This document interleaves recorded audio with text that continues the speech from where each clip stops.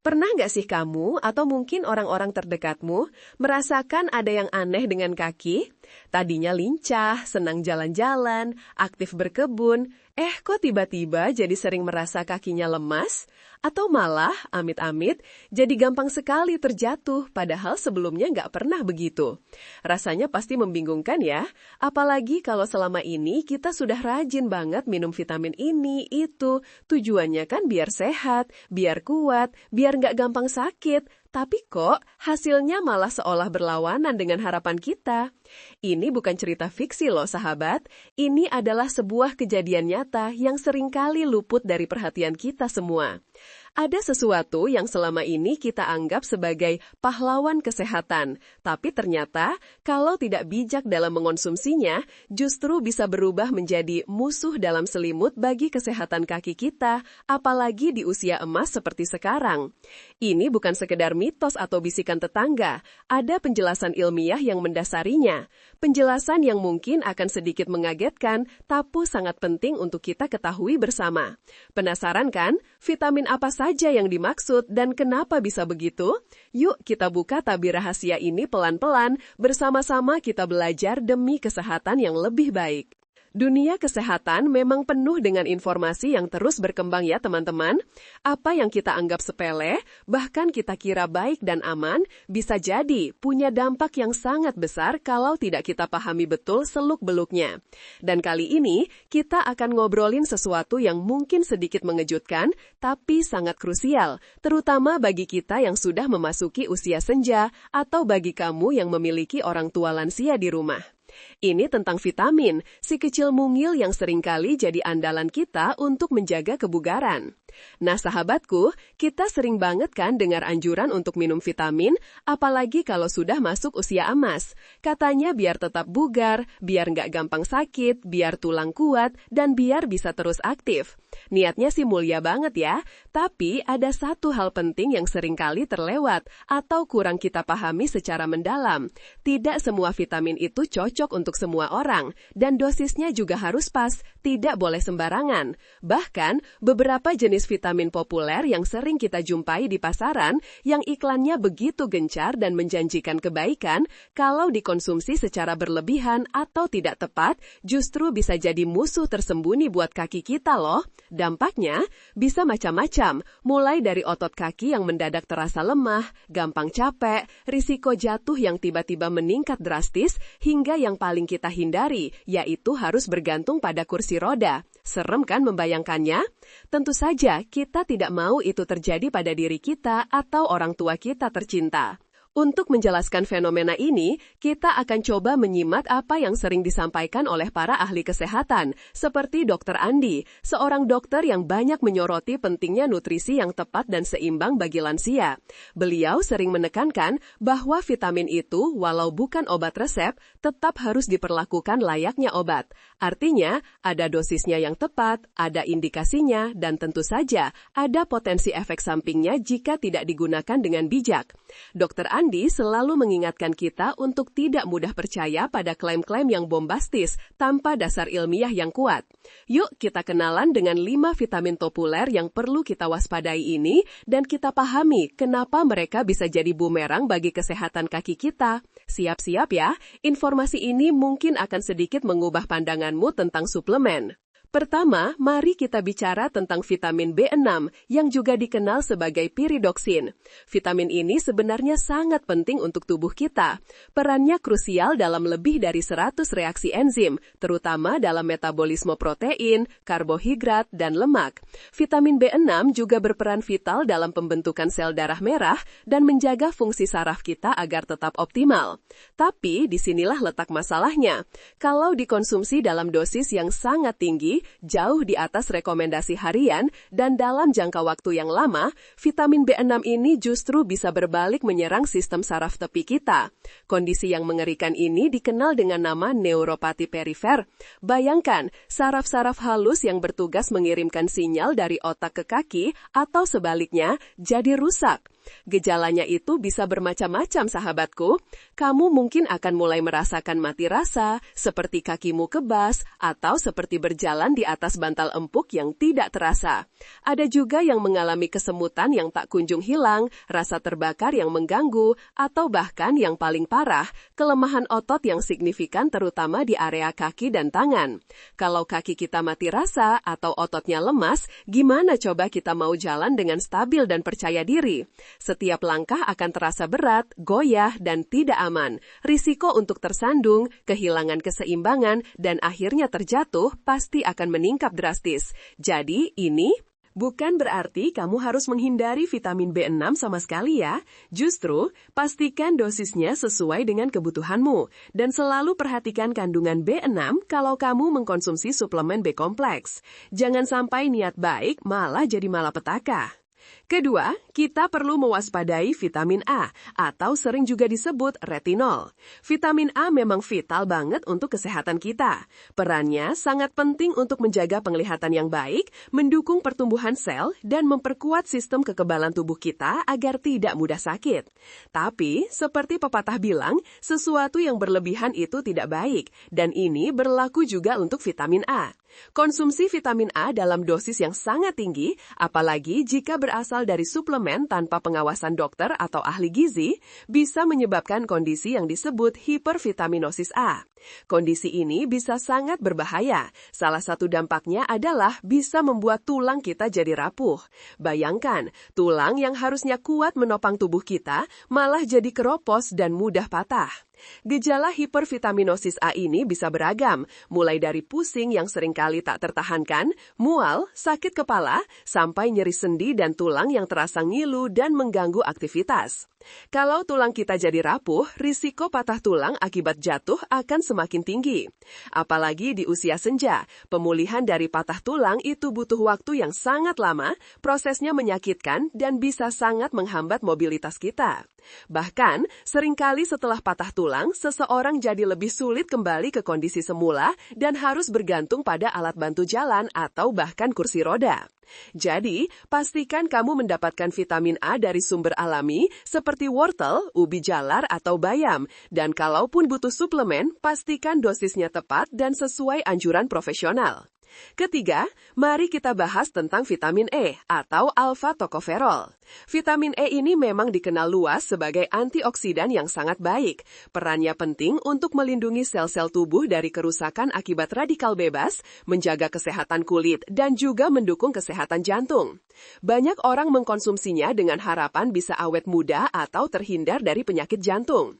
Namun, ada banyak penelitian yang menunjukkan bahwa dosis tinggi vitamin E, terutama yang berasal dari suplemen, bisa meningkatkan risiko perdarahan loh. Risiko ini akan semakin tinggi, bahkan menjadi sangat berbahaya bagi mereka yang juga sedang mengkonsumsi obat pengencer darah, seperti warfarin atau aspirin. Pendarahan internal, walau mungkin tidak langsung merusak kaki secara fisik, bisa menyebabkan kelemahan umum yang parah, pusing yang seringkali membuat pandangan berkunang-kunang, dan gangguan keseimbangan yang membuat kita mudah limbung. Tentu saja, semua gejala ini akan secara signifikan meningkatkan risiko jatuh.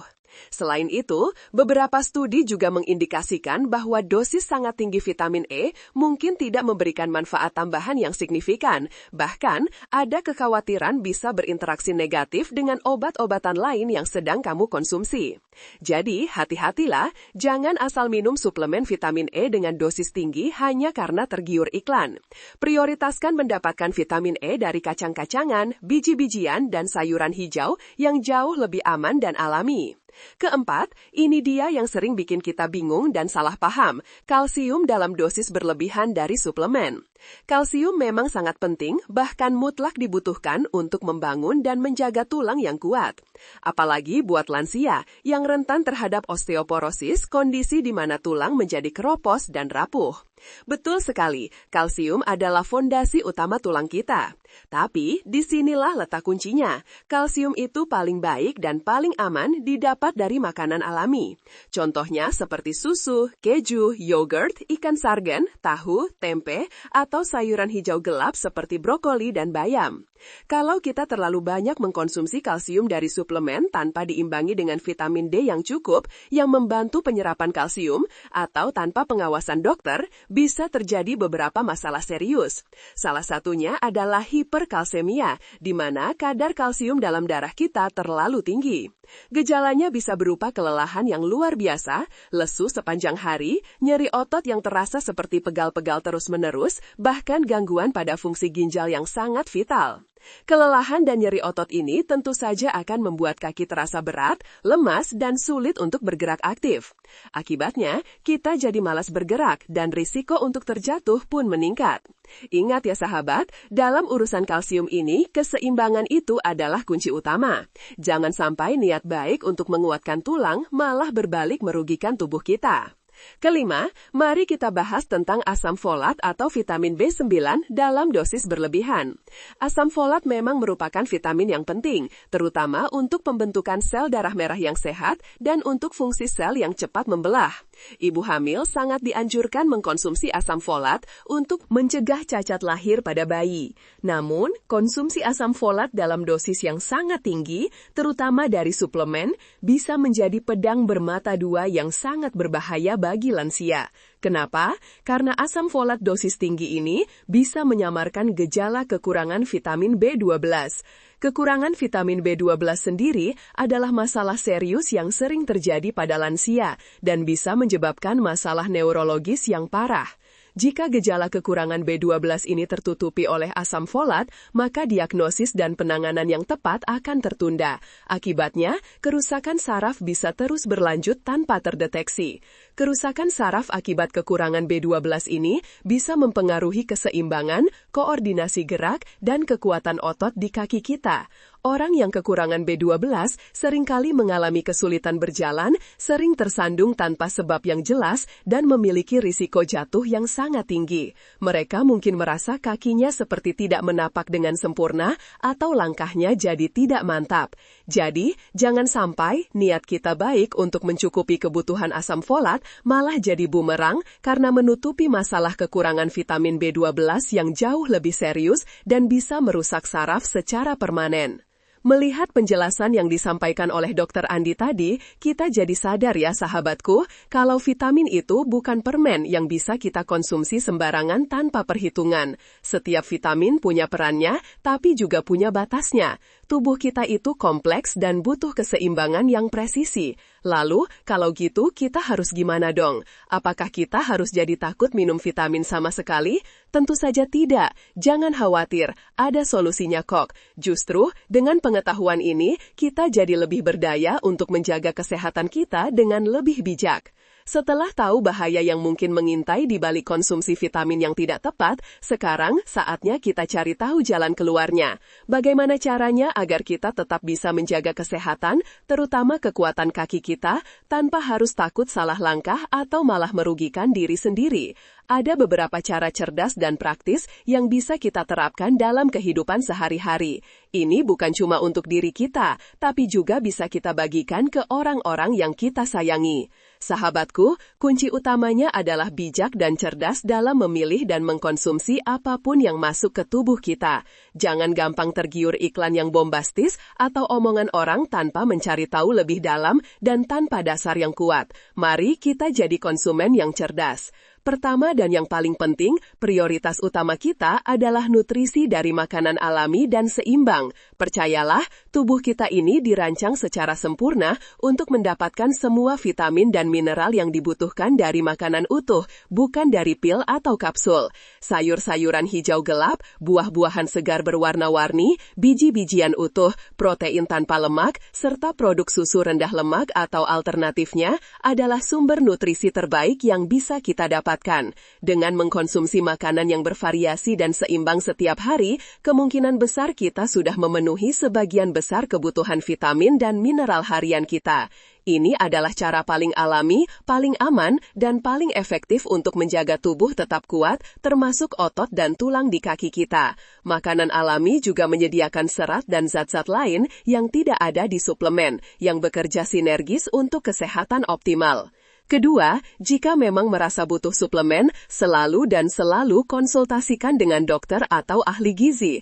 Ini mutlak harus dilakukan. Jangan pernah memutuskan sendiri untuk minum suplemen apa, apalagi dengan dosis tinggi, hanya karena ikut-ikutan teman atau tergiur promo. Dokter atau ahli gizi bisa melakukan pemeriksaan darah yang komprehensif untuk mengetahui apakah kamu memang mengalami kekurangan vitamin atau mineral tertentu. Dari hasil pemeriksaan yang akurat itu, mereka bisa memberikan rekomendasi suplemen yang tepat dengan jenis vitamin yang sesuai, dosis yang aman, dan dalam jangka waktu yang dibutuhkan saja.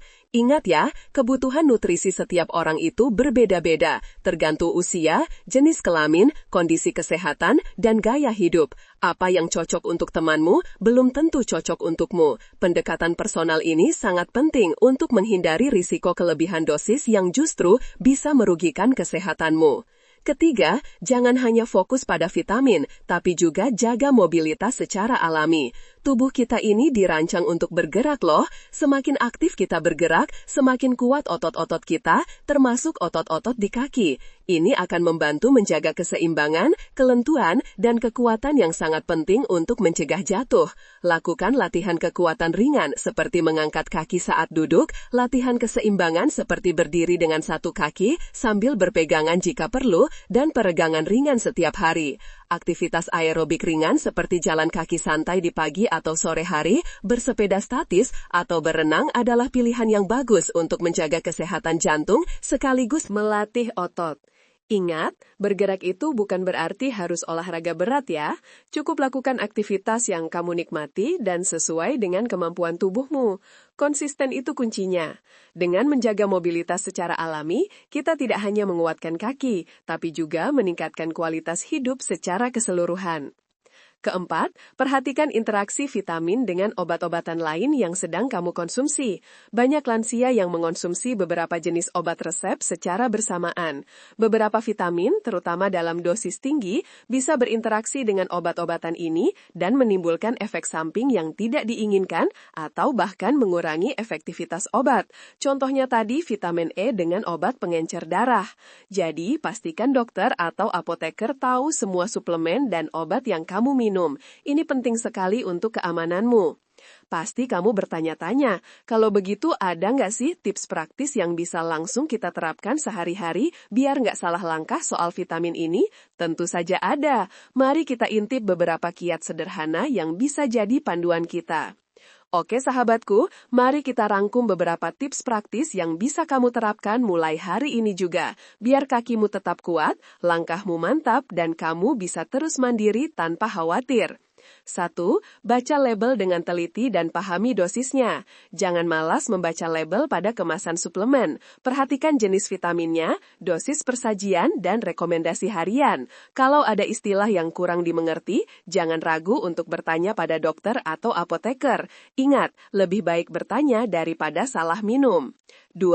Prioritaskan makanan utuh bukan pil. Ini adalah mantra utama. Jadikan sayur, buah, biji-bijian, dan protein alami sebagai fondasi dietmu. Suplemen itu sifatnya melengkapi, bukan menggantikan. Bayangkan, selembar daun bayam itu nggak cuma punya zat besi aja loh, tapi juga serat, vitamin K, vitamin C, dan antioksidan lain yang bekerja sinergis. Satu pil nggak bisa meniru kompleksitas itu. 4. Jangan mudah tergiur iklan atau testimoni. Banyak iklan suplemen yang bombastis menjanjikan ini itu. Testimoni dari teman atau tetangga juga seringkali menggiurkan. Tapi ingat, setiap tubuh itu unik. Apa yang cocok untuk mereka belum tentu cocok untukmu. Selalu kembali ke poin konsultasi dengan tenaga medis profesional. 5. Jaga hidrasi tubuh. Minum air putih yang cukup itu penting banget untuk semua fungsi tubuh, termasuk kinerja otot dan saraf. Dehidrasi bisa menyebabkan kelelahan, pusing, dan kram otot, yang semuanya bisa meningkatkan risiko jatuh. Jadi, pastikan kamu minum air yang cukup sepanjang hari. 6. Gerak aktif setiap hari. Nggak perlu jadi atlet, cukup jalan kaki santai di sekitar rumah, berkebun, senam ringan, atau bahkan sekedar aktif bergerak saat mengerjakan pekerjaan rumah. Konsistensi lebih penting daripada intensitas. Gerakan teratur akan menjaga otot dan sendi tetap lentur dan kuat. 7. Ciptakan lingkungan yang aman di rumah. Ini tips tambahan yang sangat praktis. Singkirkan karpet yang mudah bergeser, pastikan pencahayaan cukup, pasang pegangan di kamar mandi mandi, dan hindari barang berserakan di lantai. Lingkungan yang aman akan mengurangi risiko jatuh secara signifikan, apapun kondisi kakimu. 8. Dengarkan tubuhmu. Kamu adalah orang yang paling tahu tentang tubuhmu sendiri. Kalau merasa ada yang aneh setelah mengonsumsi suplemen, seperti pusing, mual, lemas, atau kesemutan, segera hentikan dan konsultasikan dengan dokter. Jangan menunda-nunda ya. Pasti kamu bertanya-tanya, kalau begitu ada nggak sih tips praktis yang bisa langsung kita terapkan sehari-hari biar nggak salah langkah soal vitamin ini? Tentu saja ada. Mari kita intip beberapa kiat sederhana yang bisa jadi panduan kita. Oke sahabatku, mari kita rangkum beberapa tips praktis yang bisa kamu terapkan mulai hari ini juga. Biar kakimu tetap kuat, langkahmu mantap, dan kamu bisa terus mandiri tanpa khawatir. 1. Baca label dengan teliti dan pahami dosisnya. Jangan malas membaca label pada kemasan suplemen. Perhatikan jenis vitaminnya, dosis persajian, dan rekomendasi harian. Kalau ada istilah yang kurang dimengerti, jangan ragu untuk bertanya pada dokter atau apoteker. Ingat, lebih baik bertanya daripada salah minum. 2. Prioritaskan makanan utuh bukan pil. Ini adalah mantra utama. Jadikan sayur, buah, biji-bijian, dan protein alami sebagai fondasi dietmu. Suplemen itu sifatnya melengkapi, bukan menggantikan. Bayangkan, selembar daun bayam itu nggak cuma punya zat besi aja loh, tapi juga serat, vitamin K, vitamin C, dan antioksidan lain yang bekerja sinergis. Satu pil nggak bisa meniru kompleksitas itu. 4. Jangan mudah tergiur iklan atau testimoni. Banyak iklan suplemen yang bombastis menjanjikan ini itu. Testimoni dari teman atau tetangga juga sering giurkan. Tapi ingat, setiap tubuh itu unik. Apa yang cocok untuk mereka belum tentu cocok untukmu. Selalu kembali ke poin konsultasi dengan tenaga medis profesional. 5. Jaga hidrasi tubuh. Minum air putih yang cukup itu penting banget untuk semua fungsi tubuh, termasuk kinerja otot dan saraf. Dehidrasi bisa menyebabkan kelelahan, pusing, dan kram otot, yang semuanya bisa meningkatkan risiko jatuh. Jadi, pastikan kamu minum air yang cukup sepanjang hari. 6. Gerak aktif setiap hari. Nggak perlu jadi atlet, cukup jalan kaki santai di sekitar rumah, berkebun, senam ringan, atau bahkan sekedar aktif bergerak saat mengerjakan pekerjaan rumah. Konsistensi lebih penting daripada intensitas. Gerakan teratur akan menjaga otot dan sendi tetap lentur dan kuat. 7. Ciptakan lingkungan yang aman di rumah. Ini tips tambahan yang sangat praktis. Singkirkan karpet yang mudah bergeser, pastikan pencahayaan cukup, pasang pegangan di kamar mandi, dan hindari barang berserakan di lantai. Lingkungan yang aman akan mengurangi risiko jatuh secara signifikan, apapun kondisi kakimu. 8. Dengarkan tubuhmu. Kamu adalah orang yang paling tahu tentang tubuhmu sendiri. Kalau merasa ada yang aneh setelah mengonsumsi suplemen, seperti pusing, mual, lemas, atau kesemutan, segera hentikan dan konsultasikan dengan dokter. Jangan menunda-nunda ya. Melihat semua tips ini, sebenarnya kuncinya sederhana. Jadi cerdas, proaktif, dan selalu mendengarkan saran dari ahlinya. Jangan pernah merasa sendirian dalam menjaga kesehatanmu. Kita semua bisa kok tetap aktif dan mandiri di usia berapapun. Semangat ya! Luar biasa sekali ya teman-teman, dari obrolan kita hari ini, banyak sekali pelajaran berharga yang bisa kita petik. Ternyata, menjaga kesehatan itu bukan cuma menghindari yang buruk, tapi juga memilih yang terbaik dengan bijak. Ingat, usia senja itu bukan akhir dari segalanya, justru bisa jadi awal babak baru yang penuh makna. Kita punya kesempatan untuk menikmati hidup, berkumpul dengan keluarga, dan melakukan hobi yang kita cintai. Semua itu bisa terwujud kalau tubuh kita, terutama kaki kita, tetap sehat dan kuat. Jangan biarkan ketidaktahuan atau kesalahan kecil merenggut kemandirian dan kebahagiaan kita. Mari kita jadikan informasi ini sebagai bekal untuk terus melangkah maju dengan percaya diri, dengan kaki yang kuat dan hati yang gembira. Kita semua berhak untuk hidup sehat dan bahagia di setiap tahap kehidupan. Nah teman-teman, itu dia obrolan kita hari ini tentang pentingnya bijak memilih vitamin itu dengan bijak. Untuk kesehatan kaki kita. Semoga informasi ini bermanfaat ya. Kalau kamu punya pengalaman serupa atau tips lain yang ingin dibagikan, jangan sungkan untuk like, share, komen pengalaman Anda di bawah ya. Kita bisa saling belajar dan mendukung satu sama lain. Dan ingat selalu ya, konsultasikan dengan tenaga medis jika memiliki kondisi khusus atau sebelum sebelum membuat perubahan signifikan pada regimen suplemen atau pengobatan Anda. Kesehatanmu adalah prioritas utama.